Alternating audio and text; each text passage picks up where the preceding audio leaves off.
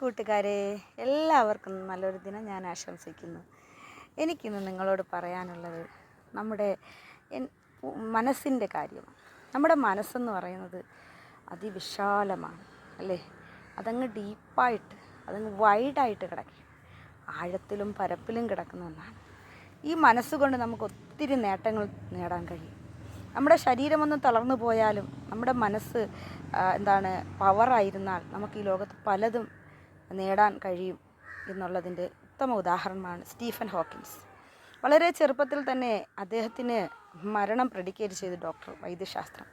പക്ഷേ ആ പറഞ്ഞതിലും അപ്പുറം വീണ്ടും അദ്ദേഹം 50 വർഷക്കാലം ഒരുപാട് ലോകത്തിന് നേട്ടങ്ങൾ നേടിക്കൊണ്ട് ജീവിച്ചു എന്നുള്ളതാണ് സത്യം. മസിലുകൾ, അദ്ദേഹത്തിൻ്റെ സെർബെല്ലത്തിന് കേടുവന്നപ്പോൾ ആ മസിലുകൾക്ക് ചലനശേഷി നഷ്ടപ്പെട്ടപ്പോൾ അദ്ദേഹത്തിൻ്റെ കണ്ണുകൾ കൊണ്ട് അദ്ദേഹം കണ്ടുപിടുത്തങ്ങൾ നടത്തുകയും അതുകൊണ്ട് അദ്ദേഹത്തിൻ്റെ കാര്യങ്ങളെല്ലാം ആ കണ്ണുകളുടെ ചലനത്താൽ അദ്ദേഹത്തിന് നേടാൻ കഴിഞ്ഞു. അങ്ങനെ ജീവിച്ച ഒരു മനുഷ്യനാണ്.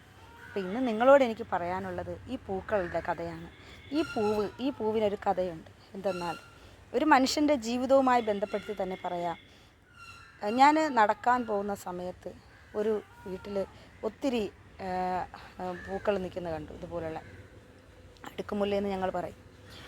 ഒരു പൂക്കളോട് ഒത്തിരി ഇഷ്ടമുള്ള എനിക്ക് എവിടെ പൂക്കൾ കണ്ടാലും ചെടികൾ കണ്ടാലും ഞാൻ അങ്ങ് ആകർഷിക്കാറുണ്ട്. അങ്ങനെ ഈ പൂവിനോട് എനിക്കൊരു പ്രത്യേക ഇഷ്ടം തോന്നി, ഒരു പ്രത്യേക പ്രേമം തോന്നി അതിനോട് എനിക്ക്. അങ്ങനെ ഞാൻ അവരോട് ചോദിച്ചു. അങ്ങനെ അവരെനിക്കൊരു തൈ തന്നു. അത് ഞാൻ കൊണ്ടുവന്ന് നട്ടു. അലസമായി കളഞ്ഞിരുന്നു. ഒരു വർഷക്കാലത്തോളം അതിനെ ഞാൻ തിരിഞ്ഞു നോക്കിയില്ല. പിന്നെ കുറേ നാൾ കഴിഞ്ഞപ്പം എനിക്ക് ഈ ചെടി എന്നോട് എന്തോ പറയുന്നതായി എനിക്ക് തോന്നി.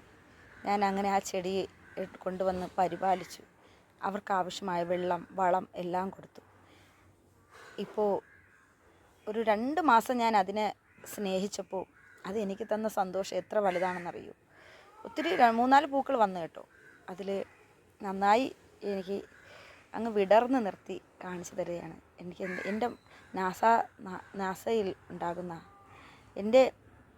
എനിക്ക് സുഗന്ധം നൽകുന്ന, എൻ്റെ മനസ്സിന്, എൻ്റെ പ്രവൃത്തികൾക്ക് ഒരു ഉത്തേജനം നൽകുന്ന ഒന്നായി ഇത് മാറി. അപ്പോൾ ശരിക്കും നമ്മളുടെ ഉള്ളിൽ കഴിവുകൾ ഒത്തിരിയുണ്ട്.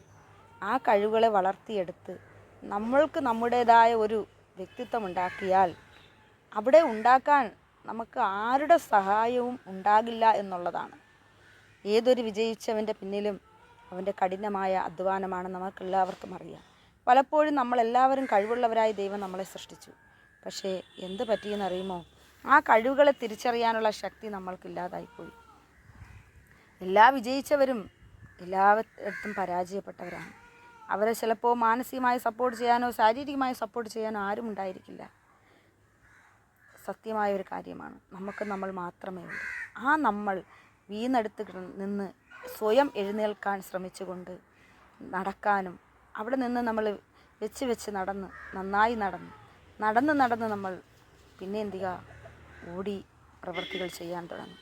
നമ്മൾ രക്ഷപ്പെടുമ്പോൾ നമ്മളെ ആരെല്ലാമാണോ ഉപേക്ഷിച്ചത്, ആരെല്ലാമാണോ തള്ളിപ്പറഞ്ഞത്, അവരെല്ലാവരും നമ്മളെ സ്നേഹിക്കാൻ തുടങ്ങും.